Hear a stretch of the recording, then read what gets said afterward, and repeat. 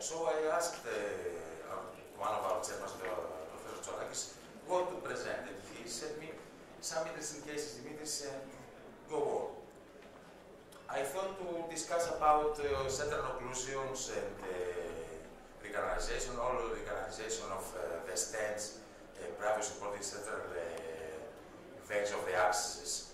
And of course, we can help the patients to feel better and the access to work. And it looks, according to what exists today, that it is interesting. Then I thought to discuss about the ways to work with difficult fistulas, difficult occlusions, stenosis, pseudoaneurysm, and how can we go through them to work with this kind of fistulas, to try to make rendezvous cases, or even to resolve this kind of knobs, even to fist today our wires in order to realize to have a very good result and a good working fistula. Then I thought to discuss about how long can they last, or to discuss about today's possibilities to recreate a totally occluded inflow artery and make again the fistula working, making angioplasty of the arteries of the hand, of the upper arm. After that, I thought to discuss about the possibilities of today's to save in a Stilling syndrome the fistula, but also the arm and the digits. After that, I thought to discuss about the possibilities of using any kind of ultrasound, X-rays, etc., in order to realize to declot difficult cases with big aneurysms. Or to discuss about all kind of accesses going from the one point to the other in order to reopen a totally occluded fistula, to make the rendezvous, the non-rendezvous, declotting, or even using the drugs in order to use the intrinsic thrombolysis of the patient in order to dissolve a case and save the access.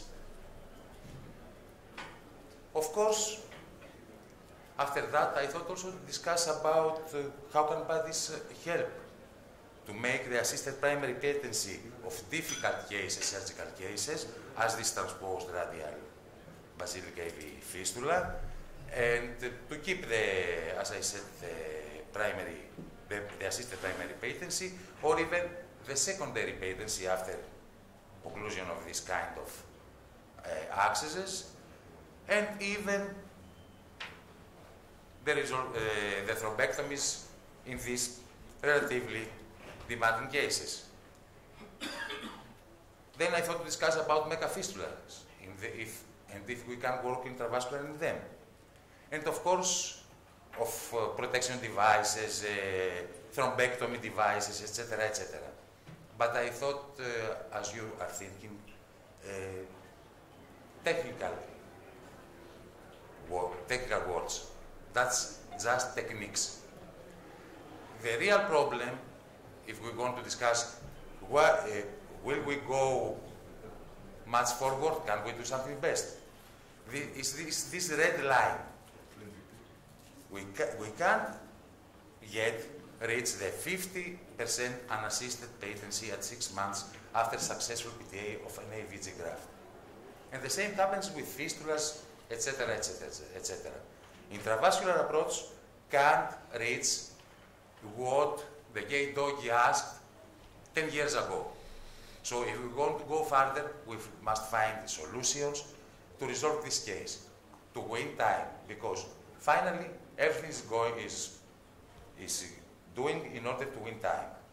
So if we're going to discuss really about problems in the intravascular approach, we must remember that AV shunt stenosis and stenosis can get to a failing access. This has a threat of thrombosis. Of course, we can perform a redo procedure as you seen before, but redo procedures probably has complications and costs. And after successful outcome comes again AV shunt restenosis. That's the real problem of AV shunts today.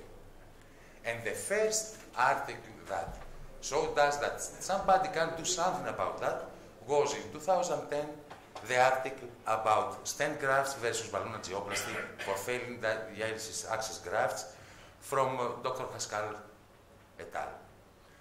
In this article, we've seen for the first time that they realized a 51 primary patency at 6 months with stent grafts, but they realized only a 58% primary patency of the access, also at 6 months. The same results seems to be a little better because that's only a small one-center work. A stent graft primary patency of 68.5% at 6 months.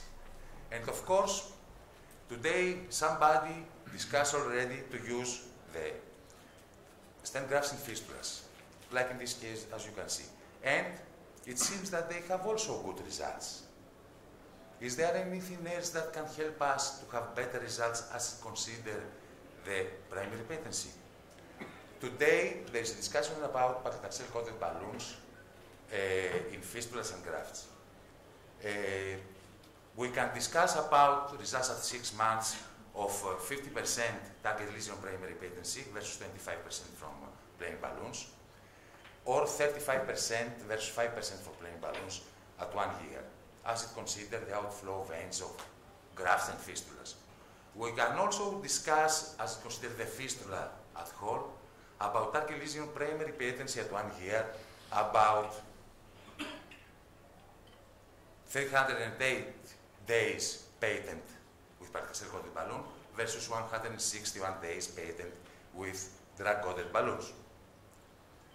And as it considers the access circuit primary patency at 1 year, we can discuss today about paclitaxel-coated balloon 270 days primary patency versus 161 days in plain balloons. So it seems that we have some tools today with which we can repair our boat, which was left there at 50% for something about 10 years, and to continue our travel furthermore to the horizon. I hope this to be truth and to continue this travel. Thank you very much.